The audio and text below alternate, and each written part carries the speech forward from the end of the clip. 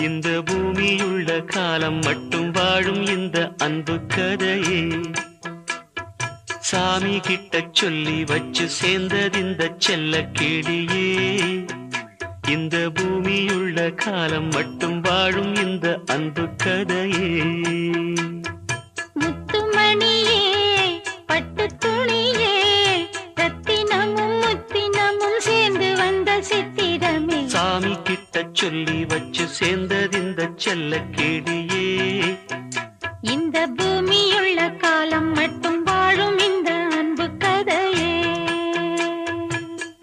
கூவாத குயில் ஆடாத மயில் நான்